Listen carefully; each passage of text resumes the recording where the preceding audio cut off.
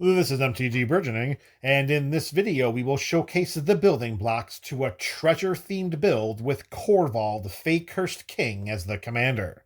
Although this presentation can act as a standalone video for crafting a treasure-themed EDH deck with Korvold as the commander, be sure to also look in the description of this video for links to the primer video for this series, its playlist, as well as a list of the cards featured in this video. With the intro out of the way, let's start deck teching by introducing Korvold, Fae-Cursed King. Here we have a 4/4 legendary Dragon Noble with flying for 2 enjund colors. That's 1 black, 1 red, and 1 green mana. Whenever Korvold, Fae-Cursed King enters the battlefield or attacks, we sacrifice another permanent. Whenever we sacrifice a permanent, we put a +1/+1 counter on Korvold and draw a card. Although sending an evasive dragon into combat in order to trigger its ability to sacrifice a creature and then to get that permanent into the graveyard to put a +1/+1 counter on a Korvold and draw a card, that's all well and good, but at some point in time, there's always going to be a bigger dragon in the roost. So let's make sure that we can find other ways to sacrifice permanents outside of sending Korvold into combat. And that's going to come from creating oodles and oodles of treasure.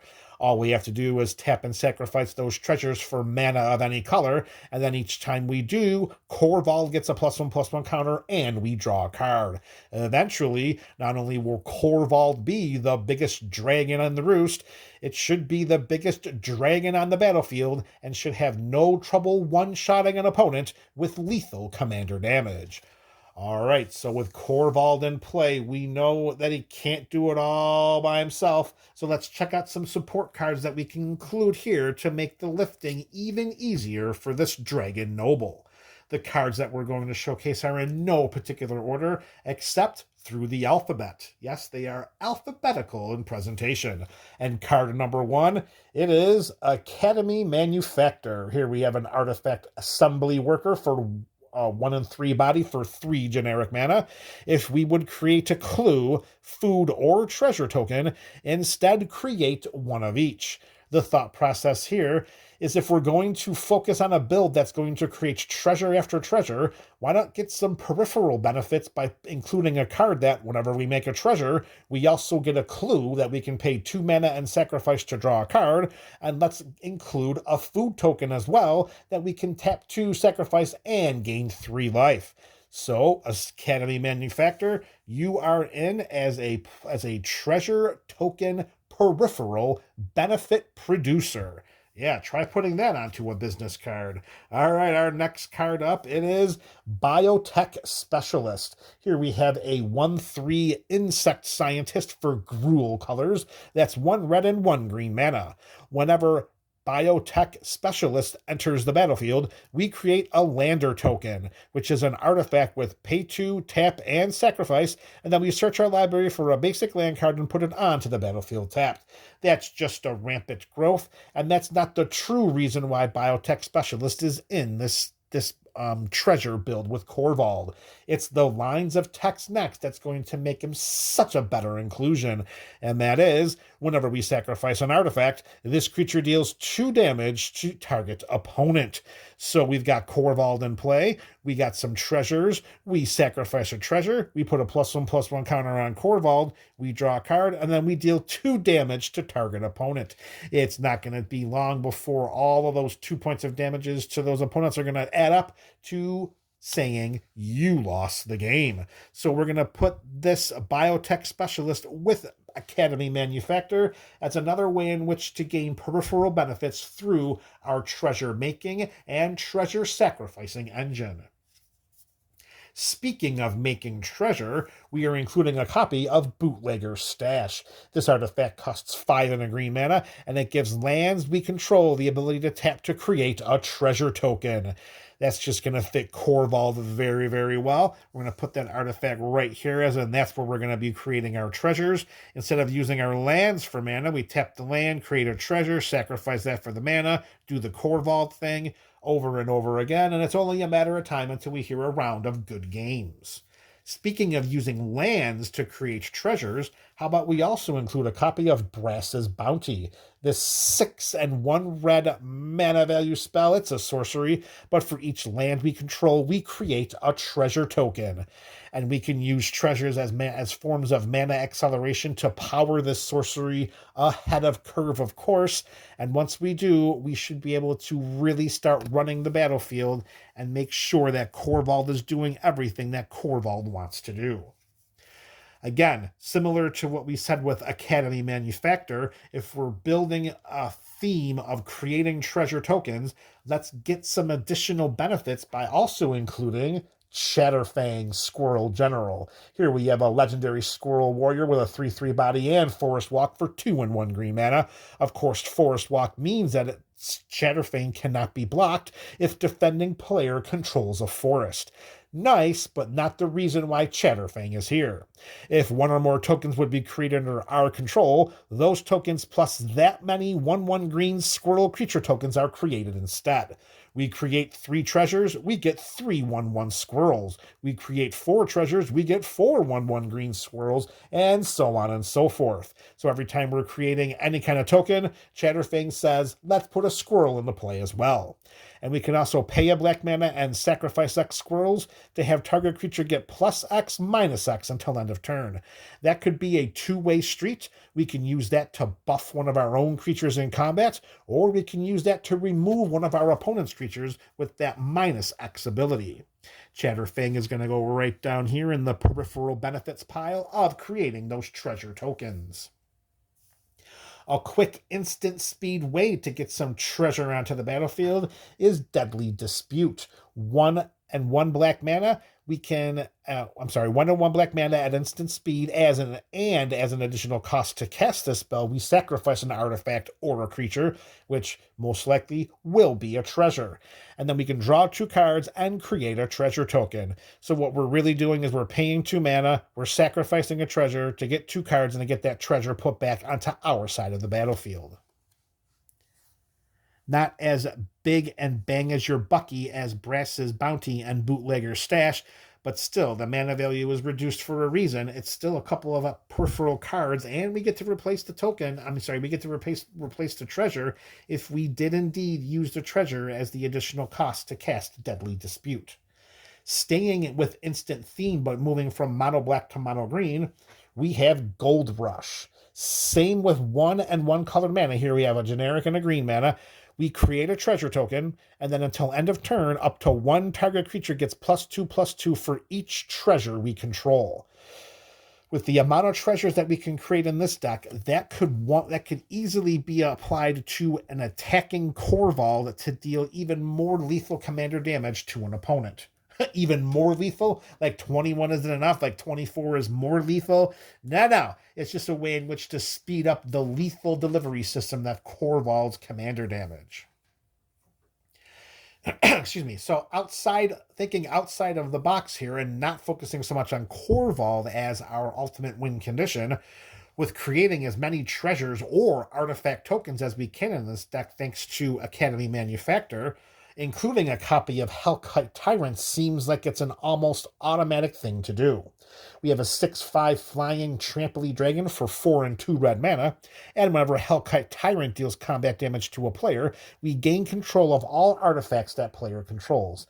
It's very unpredictable whether our opponents are playing artifacts or not, so that ability, it's just okay. It could be very beneficial, but it could be a complete whiff. Much more potent is the block of text underneath it, which reads at the beginning of our upkeep, if we control 20 or more artifacts, we win the game. It will not be difficult to get 20 artifact tokens in this build. I'm going to put Korvold a little higher up because we just want to make sure that Korvold doesn't think that Hellkite Tyrant is its equal, but it's there because it's a potential win condition. If anything, minimally, it should attract some attention from a spot removal standpoint, somewhat focusing more attention on at the beginning of the upkeep win condition than what Korvold could do if both of them are on our side of the battlefield at the same time. All right, next up, staying with a mono red creature theme, we have Ingenious Artillerist, a 1/1 human artificer for 2 and 1 red mana. Whenever one or more artifacts enter the battlefield under our control, Ingenious Artillerist deals that much damage to each opponent. So pretty much if we create 4 treasures, each opponent's taking 4 points of damage. If we have Academy Manufacturer on our side of the battlefield, every time we create 1 treasure, we're getting a clue and a food, and each opponent is going to be taking 3 points of damage. That is going to be an insane synergy that's going to line up here fantastically with Biotech Specialist and Academy Manufacturer. All right, next up, we're going back to our Gruul roots here. For Jolene, the Plunder Queen, we have a 2/2 Legendary Human Warrior for 2 in Gruul colors. Whenever a player attacks one or more of our opponents, that attacking player creates a treasure token. Now, I'm bending a major deck building rule here. I usually stay away from any cards of any sort that help out our opponents in any way. Most of the time, I would not include a card that's going to give my opponent a free treasure token just for attacking another one of my opponents. Particularly when someone could say, hey, I'll attack you with my 1/4. Will you block with your 1/3? And then I can draw a treasure and then you can do the same thing next turn. No, I don't like doing that. However, Jolene makes her case with the next block of text. If we would create 1 or more treasure tokens, instead we create those many treasure tokens plus an additional treasure. So each time 1 treasure comes into play, we put 2 treasures into play. And things can really spiral out of control if we have Academy Manufacturer on our side of the battlefield and Chatterfang. And lastly, we can sacrifice 5 treasures to put 5 +1/+1 counters on Jolene. Without any evasion, I don't see that we're ever going to sacrifice those treasures to put those counters onto Jolene. So really what she's here for is to accelerate the treasure token production by adding 1 treasure token each time we create a treasure. All right, going back to our Rakdos. Oh, we can't say going back to Rakdos. This is our first Rakdos card. That is outrageous, as we are more than halfway through this video, and our first Rakdos inclusion is Mahadi, Emporium Master. Here we have a 3/3 legendary Cat Devil that reads at the beginning of our end step, we create a treasure token for each creature that died this turn.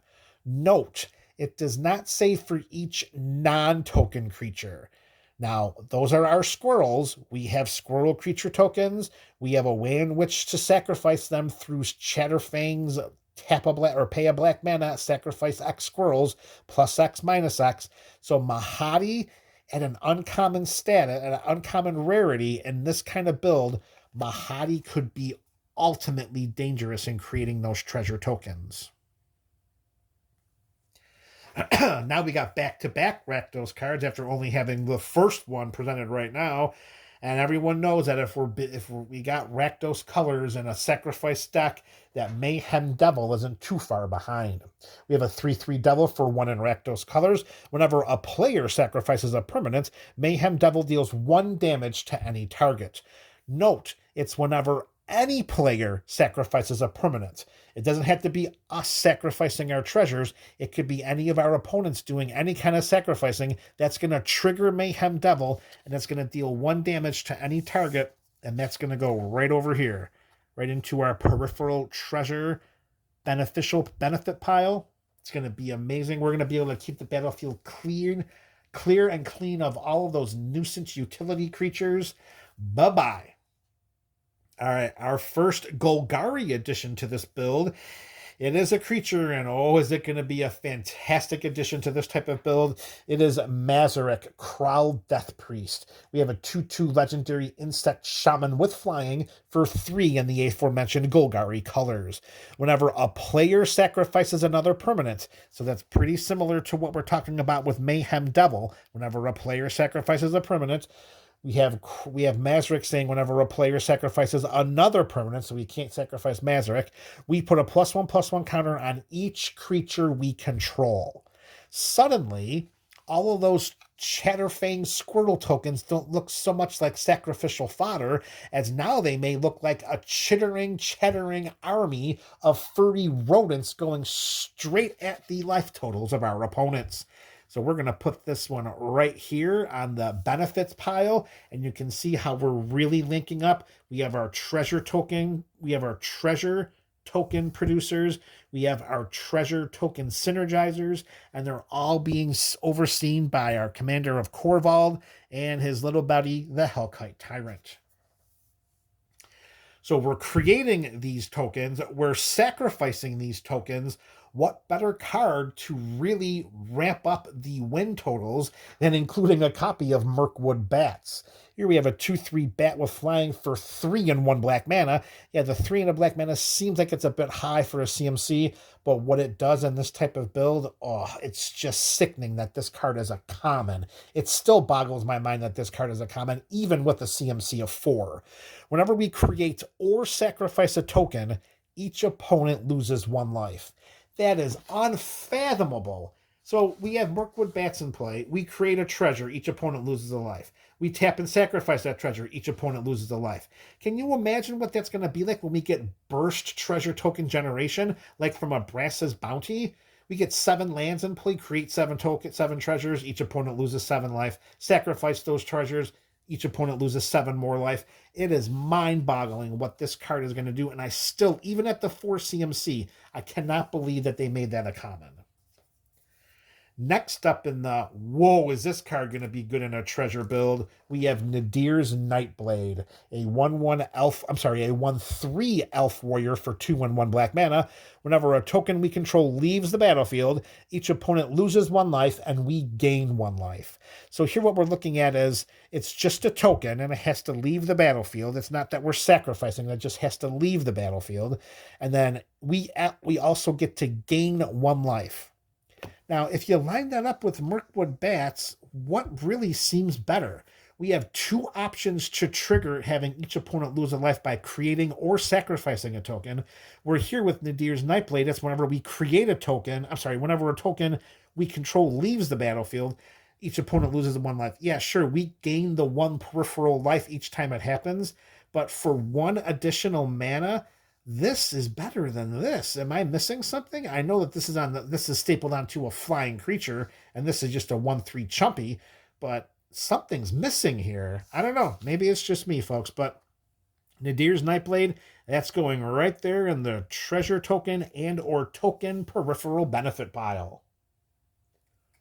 We're getting a little light here in the treasure token producing pile, so let's pull out Professional Facebreaker. Here we have a 2/3 human warrior with menace for 2 and 1 red mana. Whenever 1 or more creatures we control deal combat damage to a player, we create a treasure token. So note that if 2 of our creatures deal damage to one of our opponents, we create just 1 treasure token. However, if we have at least one of our creatures deal damage to each one of our opponents, we will create a treasure token for each one of those opponents that were dealt damage by our creatures. Let's not fall into that trap. Don't send 3 creatures at 1 opponent. Send 1 creature at each opponent to deal that combat damage and get 3 total treasure tokens. And then we can use our treasures. We can sacrifice a treasure to exile the top card of our library, and we may play that card this turn. Although that just gives us another sacrifice outlet. I'm sorry, not a sacrifice outlet. That just gives us another benefit for using our treasures. More often than not, Professional Facebreaker is going to be looked upon as a treasure token producing outlet, and therefore will go into our treasure token producing pile. Speaking of producing treasures, boy, oh boy, this is really going to be a good card in this deck, especially if we have Chatterfang in play. Pitiless Plunderer. 1/4 human pirate for 3 and a black mana. Whenever another creature we control dies, stop right there. Whenever another creature we control dies, it does not say another non-token creature. So the squirrels created by Chatterfang will count here for Pitiless Plunderer. And what do we do whenever another creature we control dies? Well, we create a treasure. That's just it, folks. So those squirrels from Chatterfang are looking more and more important as this deck rolls out. And I'm telling you, the synergy of what we're doing here is going to make Korvold one very, very happy Dragon Noble. All right, we're down to our last 2 cards of this video, and we're going back to our Gruul roots for another enchantment. This time, it's Stimulus Package. For 2 and the aforementioned Gruul colors, when Stimulus Package enters the battlefield, we create 2 treasure tokens. We can sacrifice a treasure to create a 1/1 green and white citizen creature token. The 2 treasure tokens coming into play, that's pretty nice. However, when we start to look at what we can do with all of these different token synergies, maybe sacrificing a treasure not for a mana, but for a 1/1 body, considering what we can do here afterwards, we may want to consider using Stimulus Package more for the sacrifice outlet for treasures than just creating the 2 treasures when it comes into play. So let's actually put that over here with the treasure token benefit pile. All right, folks, that'll bring us to our very last card of this video. And if you've been following along with the alphabets, you should have a pretty good guess as to what the last card here is of this treasure-themed build with Korvold. It is the one, the only, Tireless Provisioner. We have a 3/2 Elf Scout for 2 and a green mana. It has the landfall mechanic. Now, let me caution everybody here right now. This is not a landfall build.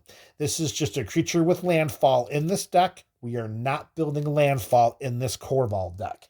But whenever a land does enter the battlefield under our control, we create either a food or a treasure token. I'm going to be honest with you, folks. I think probably 99.5% of the time, that token that we're creating is going to be a treasure. All right, there we have it. Korvold, Fae-Cursed King in a treasure-themed EDH deck. You let me know your thoughts about the building blocks for this theme in the comment section below. This is MTG Burgeoning, a channel for all things Magic.